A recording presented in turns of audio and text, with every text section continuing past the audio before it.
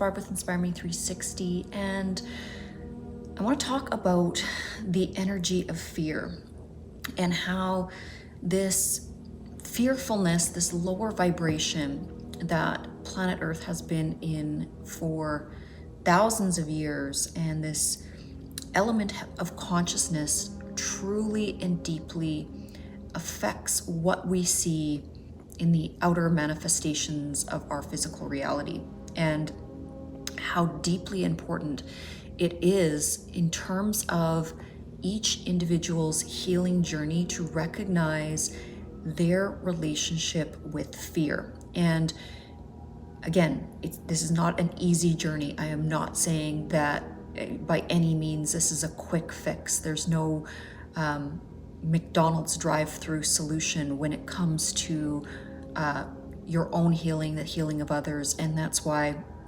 you have to impart a tremendous amount of compassion while you are on this journey. So I want to circle it back in terms of communication.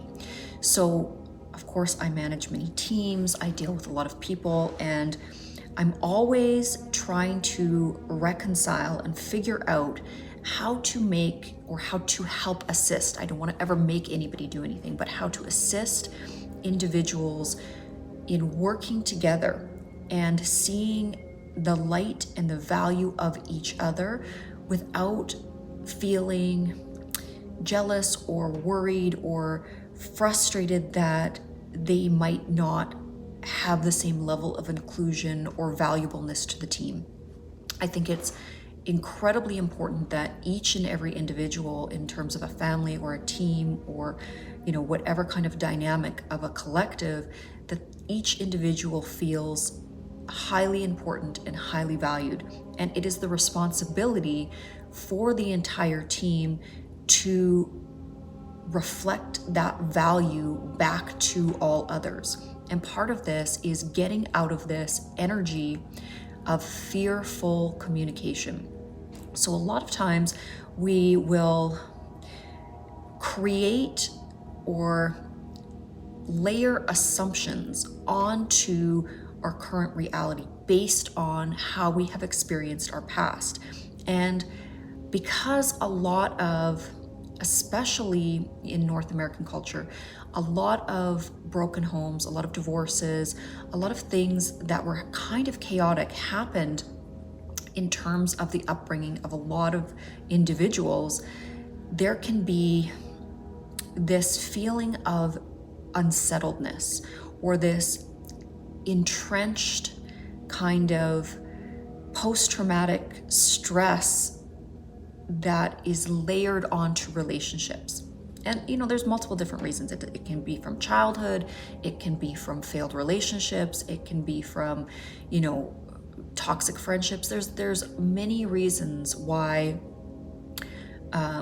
any individual's communication skills can either be broken down throughout life, or just simply not formed properly throughout their upbringing and experience. So it's always the goal, or should be the goal, to improve the self in terms of one's own communication and one's own relationship with fear, and to do the best that you can as you elevate and acclimate your consciousness to help assist others. And this is a slow and steady process.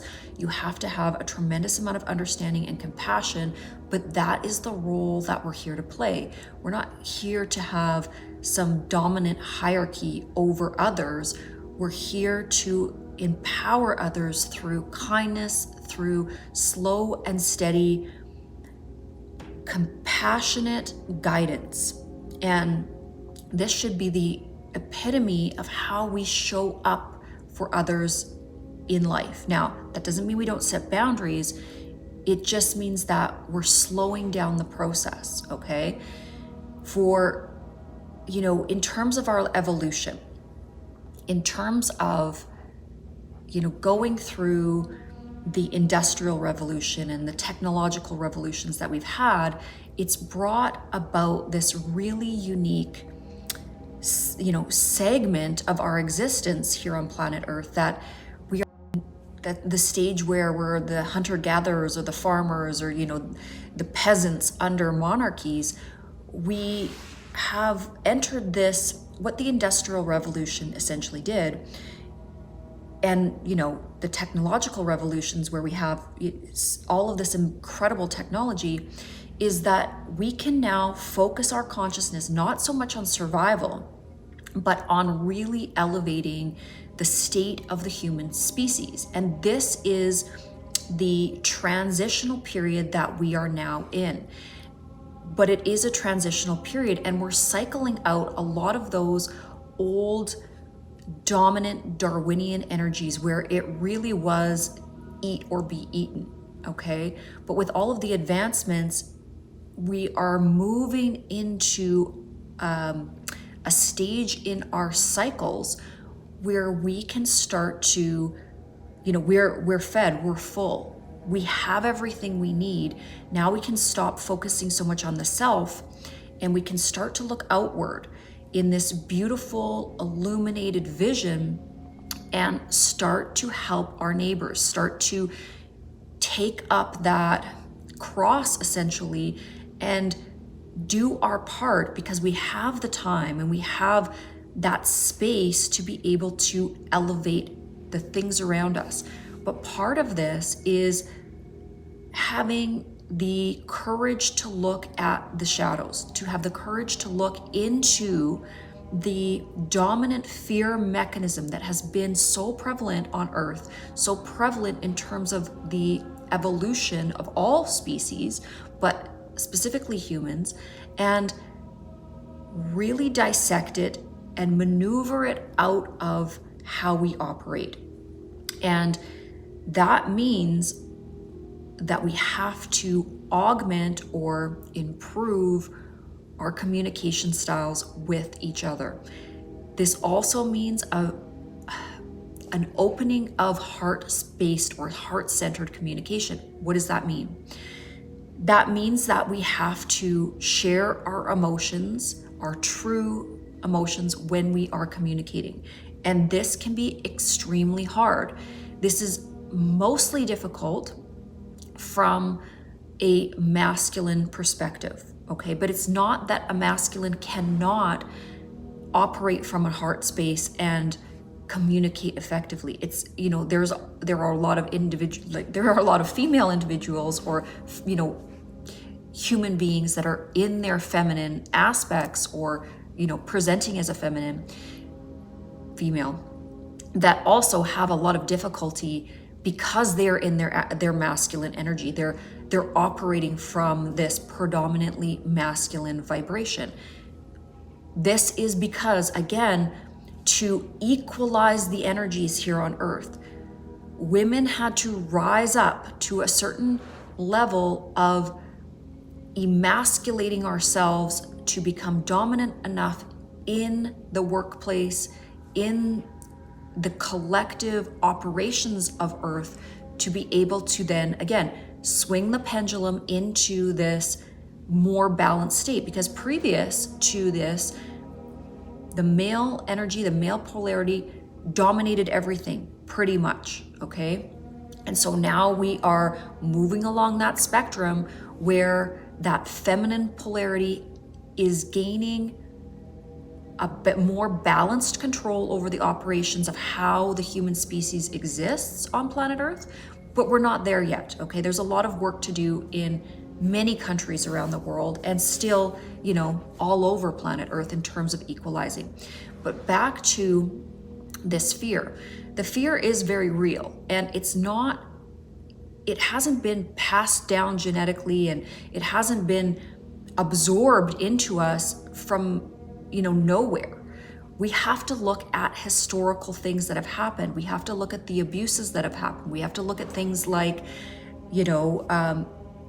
abuses against women, things like, the witch hunts, things like having, monarchies really be hyper dominant over populations, slavery, on and on and on. Some of the really damaging things that human beings have done, really scary things that have happened on planet Earth and are happening on planet Earth. That is why we have fear, because out there in the manifested reality, some terrible things have been done. And, there's also that primitive primal fear of just being an organism living in the wilderness, that a lion, a tiger, a bear could eat you, okay? So fear is real. I'm not saying that you shouldn't have, a certain amount of healthy fear to protect, the body that you're in.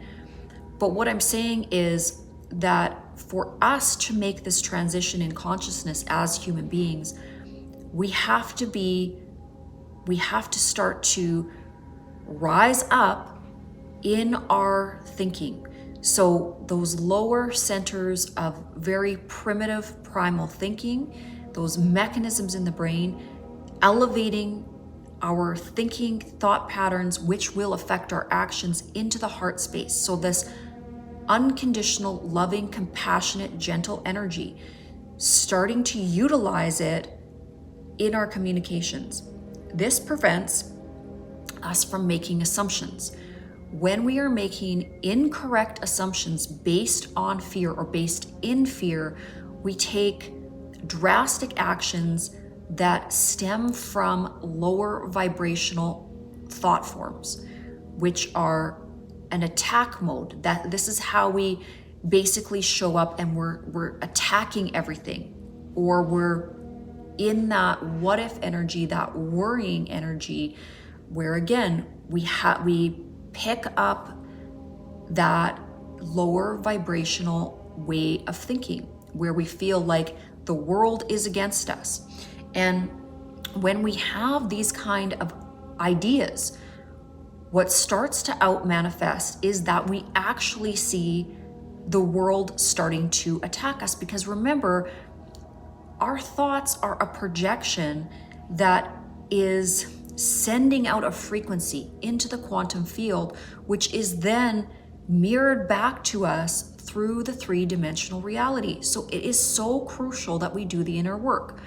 And as we do this inner work, we will see our interpersonal relationships get better and better and better. We'll see the communication get better and better and better. There are a few tips and tricks here, okay, as you are moving along your journey. Communicate openly, ask questions. You cannot make assumptions about what others are thinking. Be courageous and have the spirit to ask. Don't worry about being embarrassed. The ego, it is one of its, most crafty elements that will hold you back, is this idea of embarrassment.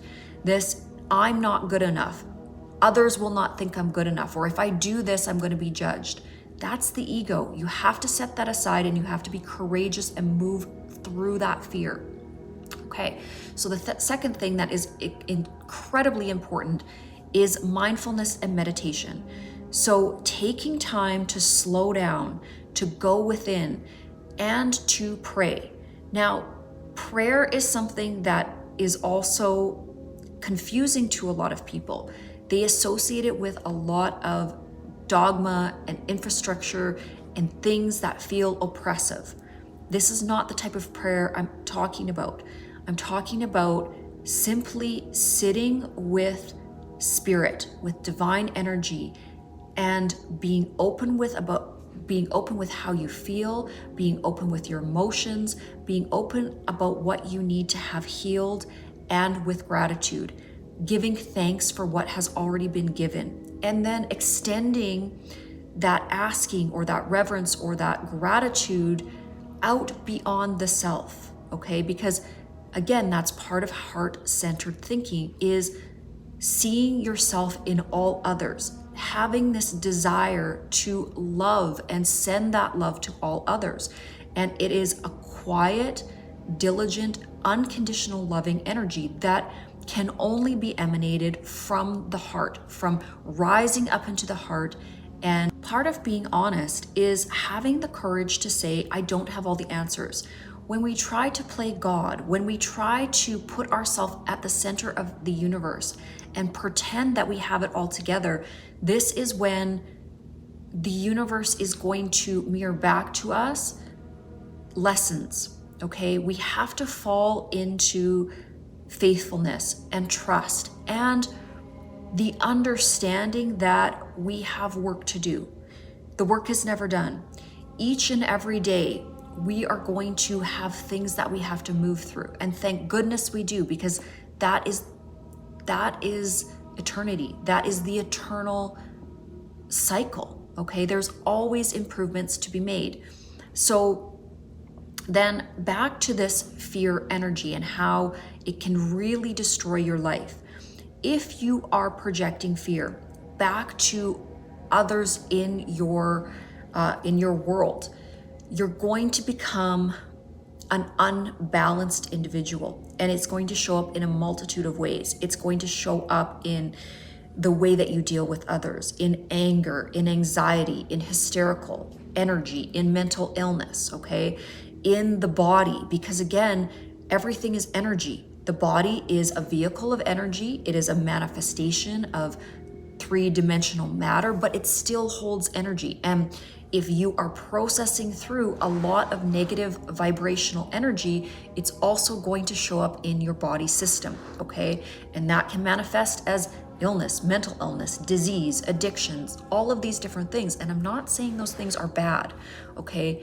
They are things that need to catch our attention and catch our awareness so that we can go on our healing journey. And sometimes these things happen in waves. So you'll go through a wave where you'll really focus in on your own personal healing. And then you will start to focus, on outward manifestations. And then again, like a wave, you'll come back into yourself and then you'll go back out. And that's exactly how it's supposed to happen, okay? It is a dynamic, diverse experience. So have faith in the process.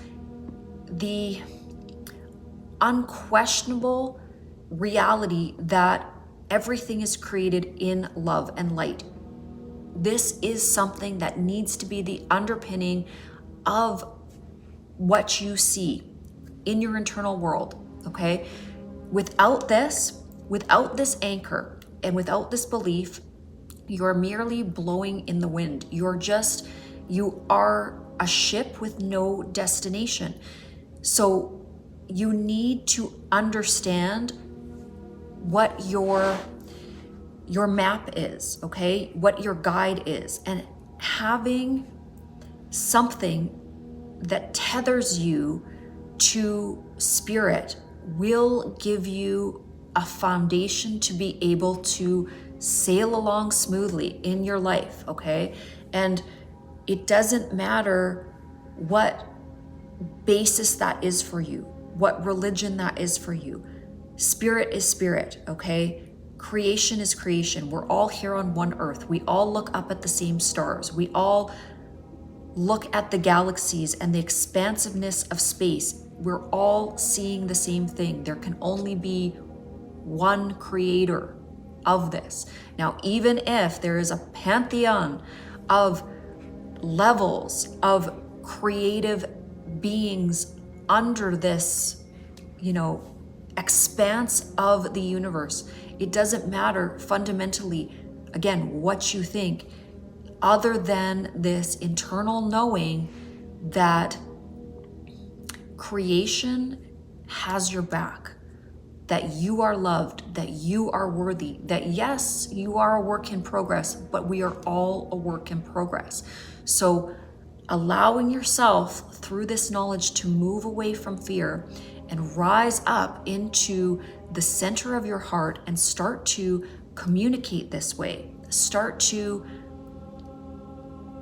see the world through a more gentle perspective. And I promise you, little by little, you will find healing. You will move towards happiness and a higher elevation of your daily experience.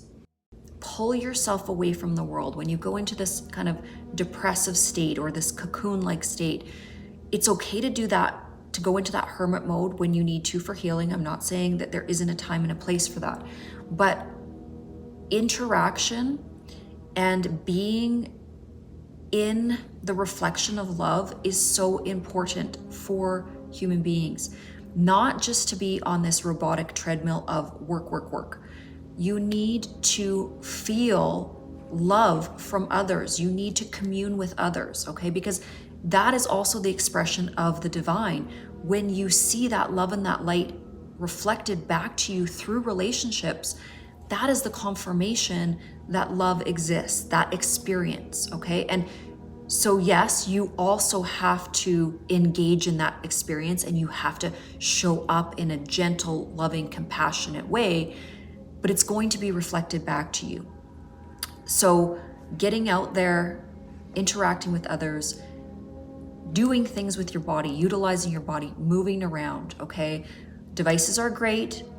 It's amazing that we can communicate globally. It's amazing that we have television and these are learning devices, wonderful.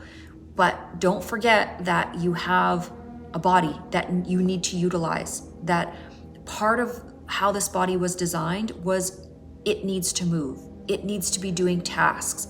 That's part of the pilgrimage of being a organic being. You need to be out participating in the biosphere of Earth. You need to be making it a better place. Like, this is also what is going to be extremely healing for you, because as you recognize that Earth is your home and that this is truly a Garden of Eden, this is truly a beautiful planet that we have, then through that remembrance and that recognition of your oneness with your home, then you want to protect it and you want to do the things you can do to make it a better, cleaner place.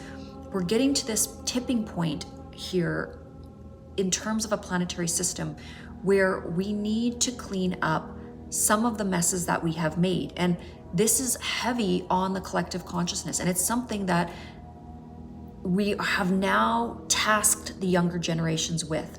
So we need to also be inspiring them to be able to clean up some of the messes from the Industrial Revolution, from the technological revolutions that have happened here. We've gotten some great things from those periods of time.